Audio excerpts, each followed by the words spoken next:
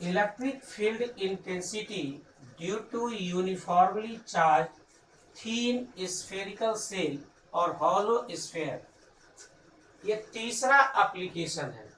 किसी hollow sphere के कारण जो कि जिस पर यूनिफॉर्मली चार्ज डिस्ट्रीब्यूटेड है, इसके कारण इलेक्ट्रिक फील्ड की इंटेंसिटी किसी पॉइंट पर निकालना है।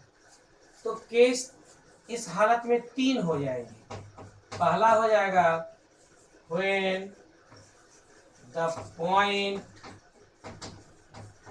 Is outside the hollow sphere।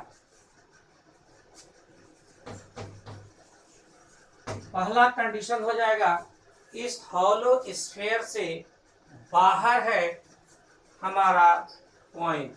मान लीजिए यह पॉइंट P है और इसका सेंटर से डिस्टेंस R है, जबकि हॉलो स्फीयर का रेडियस R है।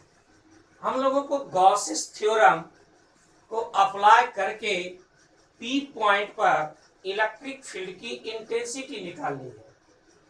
तो हम लोग सबसे पहले गॉसियन सरफेस खींचेंगे इस R रेडियस से। तो गॉसियन सरफेस का शेप भी हमारा हो जाएगा स्फेरिकल। अब इस P पॉइंट पर एक एरिया वेक्टर लेते हैं, वेक्टर ds, जिसका डायरेक्शन इसके सरफेस के परपेंडिकुलर होगा। यहाँ पर चार्ज है तो इसकी इंटेंसिटी इस पॉइंट पर सेम डायरेक्शन में होगा जो वेक्टर ds का होगा। इस तरह से वेक्टर E और वेक्टर ds के बीच जो एंगल बन रहा है वह हमारा 0 डिग्री है। अब हम गॉसेस थ्योरम लगाते हैं।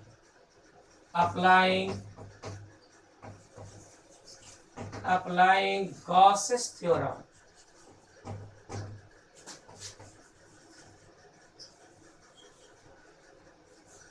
Q by epsilon naught is equal to surface integration for closed surface vector E dot product of vector ds। Q by epsilon naught is equal to surface integration E ds cos 0 degree। Q by epsilon naught is equal to surface integration E ds cos 0 is equal to 1। Q by epsilon naught is equal to ES, और यह S हमारा sphere का है, इसलिए Q by epsilon naught is equal to E 4 pi R square. अब हम लोगों को इंटेंसिटी E निकालना है, तो E is equal to Q by 4 pi R square epsilon naught. यहाँ पर हम देख रहे हैं Q 4 पाई एप्सिलॉन नोट एक कांस्टेंट टर्म है। Here Q by 4 pi epsilon naught is equal to constant, इसलिए E proportional to 1 by R square. यहाँ पर हम देखते हैं कि हॉलो स्फीयर के कारण किसी इलेक्ट्रिक फील्ड की इंटेंसिटी किसी पॉइंट पर या डिस्टेंस के स्क्वायर के रेस्पेक्ट में घटता चला जाता है। Case second, when the point P is at the surface of the sphere। दूसरा कंडीशन है कि यह हमारा जो हॉलो स्फीयर है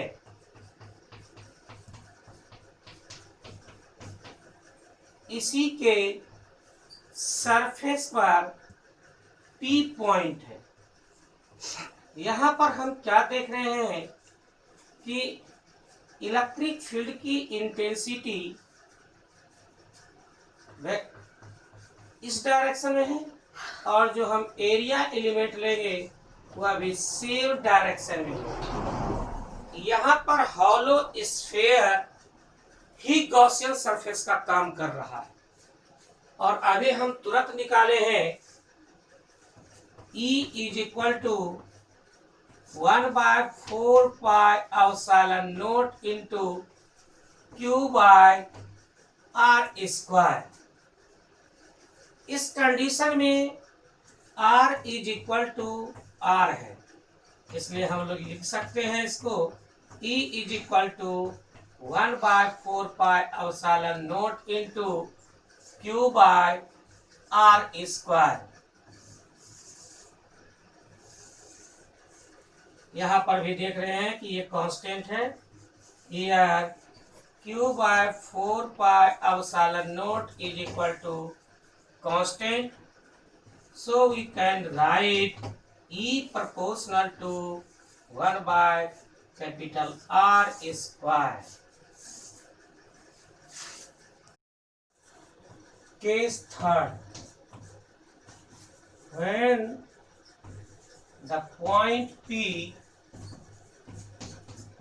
is inside the hollow sphere. तीसरा केस है, इस केस में हॉलो स्फीयर जो हमारा चार्ज बॉडी है उसी के अंदर में पॉइंट है।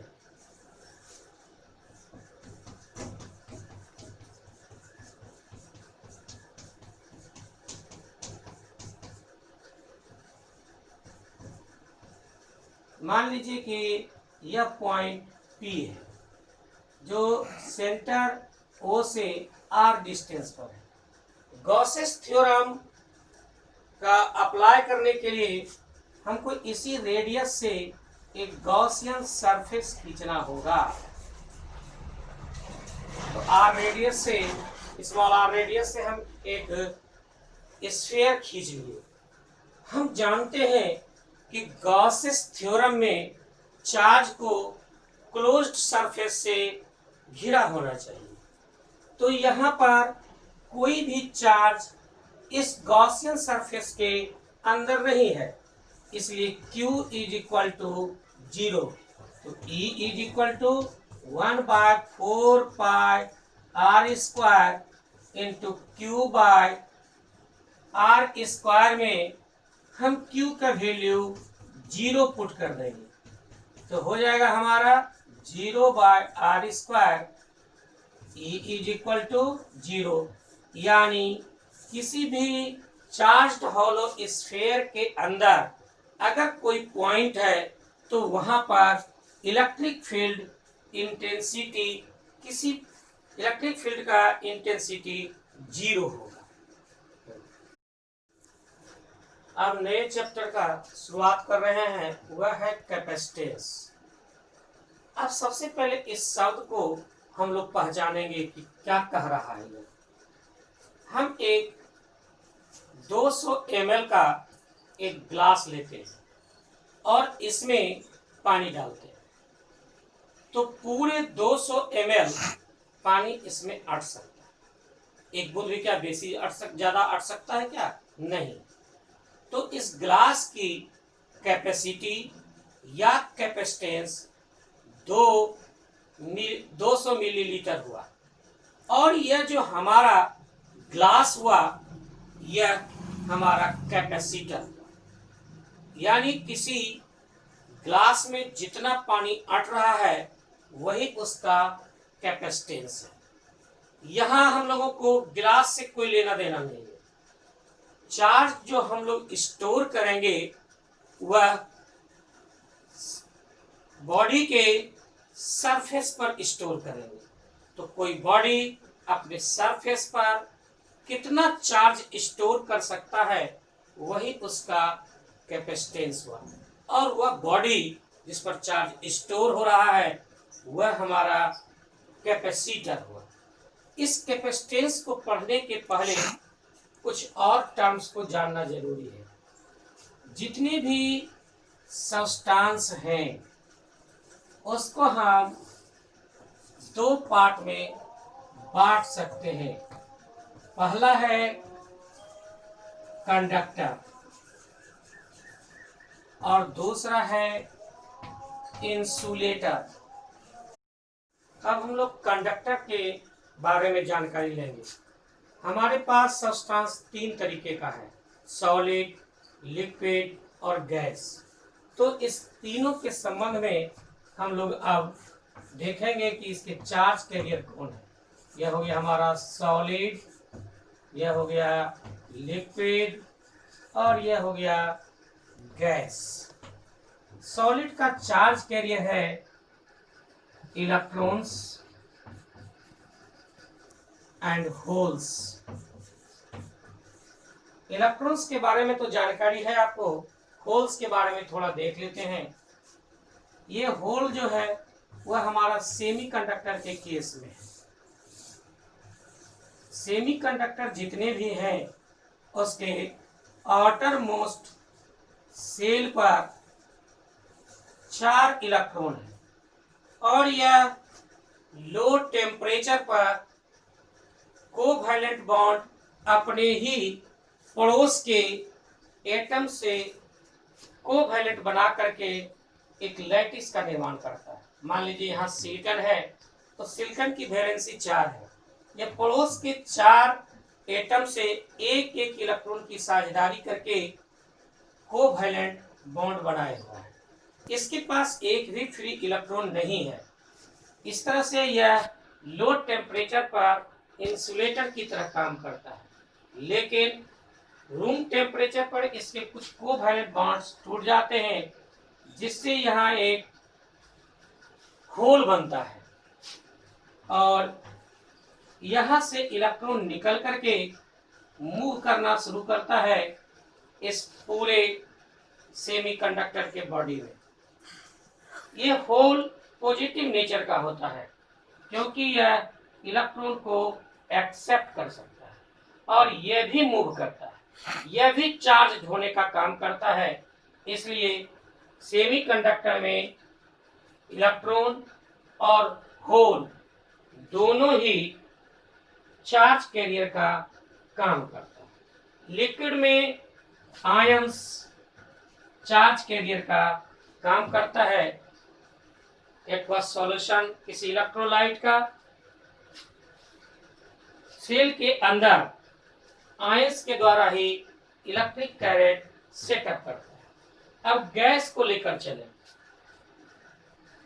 गैस जितनी भी हैं सभी इंसुलेटर्स हैं, लेकिन लो प्रेशर पर और हाई वोल्टेज अप्लाई करने के बाद इसके आउटर मोस्ट ऑर्बिट के इलेक्ट्रॉन बाहर निकल आते हैं ऑर्बिट से। इस तरह से यह गैस आयनाइज्ड हो जाता है। तो इसका चार्ज कैरियर आयंस भी है और इलेक्ट्रॉन्स भी। लिक्विड में चार्ज कैरियर आयंस है, लेकिन एक लिक्विड हमारे पास मरकरी है जो डिकम्पोज नहीं करता है। इसका चार्ज कैरियर इलेक्ट्रॉन। इस तरह से हम समझ लिए कि कंडक्टर में सॉलिड जो कंडक्टर है उसमें इलेक्ट्रॉन और होल्स चार्ज कैरियर है। लिक्विड में आयंस और इलेक्ट्रॉन्स है, ये केवल मरकरी के केस में है। और गैस में आयंस हैं और इलेक्ट्रॉन्स हैं।